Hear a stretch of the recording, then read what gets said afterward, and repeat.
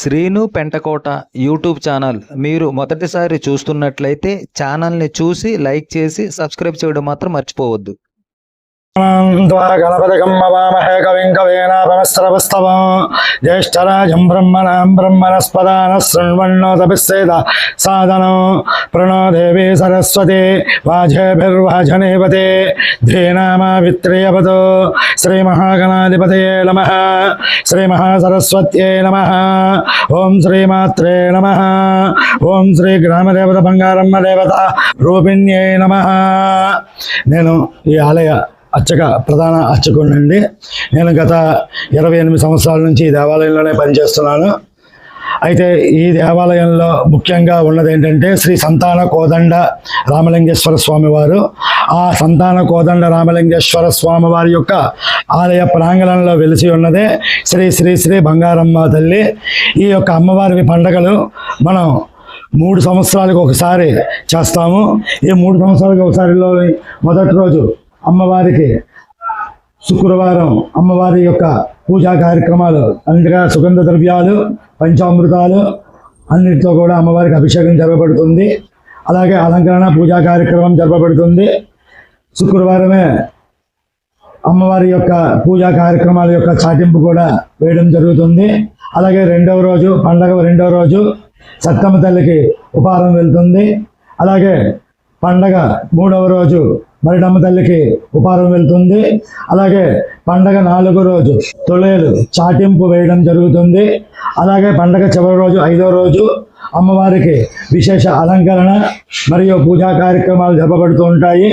అలాగే ఉదయం నుంచి అమ్మవారికి పూలఘటాలు కూటిఘటాలు ఇవన్నీ కూడా ఊరేగింపుగా వెళ్ళి మేళతాళాలతో చదును కొట్టి దగ్గర అనగా గొల్లలపాలెం బంగారం యొక్క వెలిసి ఉన్న అమ్మవారి దగ్గర ఈ అమ్మవారి నిమజ్జనం చేయడం జరుగుతుంది. అలాగే ఈ యొక్క 5 రోజుల పండుగలు జరపబడుతూ ఉంటాయి. ఇది ఈ యొక్క అమ్మవారి యొక్క విశిష్టత. ఇది దిబ్బలపాలెం మహారాణిపేట. మా బంగారమ్మ తల్లి ఉత్సవాలు జరుపుతున్నాము. శుక్రవారం మాకు చాటింపు కార్యక్రమం జరిగిందండి.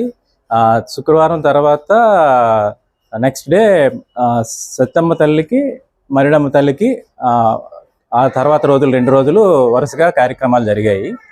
ఇక్కడి నుంచి 4వ రోజు అమ్మవారికి సారి పెట్టడం జరిగింది. 5వ రోజు అంటే మంగళవారం ఈ రోజు అమ్మవారికి పూర్తిగా పొద్దున్న మార్నింగ్ నుంచి దీప నైవేద్యాలతో కార్యక్రమం జరుగుతుంది. అమ్మవారి ఊరేగింపు కార్యక్రమం కాసేపట్లో మొదలవుతుంది. పూలఘటాలు మరియు మేళతాళాలతో అమ్మవారిని తీసుకెళ్ళి ఈ అమ్మవారి ఊరేగింపు కార్యక్రమం జరిగి కొల్లలపాలెం దగ్గర ఉన్న అమ్మవారి టెంపుల్లో మేము నిమజ్జనం చేయడం జరుగుతుంది అమ్మవారికి. నెక్స్ట్ మంగళవారం అంటే 4వ తారీఖు ఆగస్టు 4వ తారీఖుని అమ్మవారికి మారువార కార్యక్రమం కూడా జరుగుతుంది. ఆ రోజు అన్నసంతర్పణ కార్యక్రమం కూడా జరుగుతుంది. ఈ పండగ 5 రోజులు కడు వైభవంగా మాకు ప్రతిరోజు ఒక ప్రోగ్రాం అంటే ఈ ఆర్కెస్ట్రాస్ అని మళ్ళీ ఉర్రకథలు నెక్స్ట్ బేబీ డ్యాన్స్ ప్రోగ్రామ్స్ ఇవన్నీ కూడా ఈ 4 రోజులు జరిగాయండి. ఈరోజు పొద్దున్నుంచి సాయంత్రం వరకు కంటిన్యూగా ఈ మేళతాళాలతో తీసుకెళ్లేటప్పుడు మేళవేషాలు స్వామిగరడీలు పులివేషాలు నెక్స్ట్ రకరకాల కార్యక్రమాలు నృత్య కార్యక్రమాలు ఇవన్నీ కూడా కోలాటాలు ఇవన్నీ కూడా ఈరోజు జరుగుతాయండి. సాయంత్రం వరకు అమ్మవారి ఊరేగింపు జరుగుతుంది. సాయంత్రం అమ్మవారిని తీసుకెళ్లి ఊరేగింపుగా అక్కడ తీసుకెళ్లి గొల్లలపాలెంలో అమ్మవారికి మేము నిమజ్జన కార్యక్రమం చేస్తాం.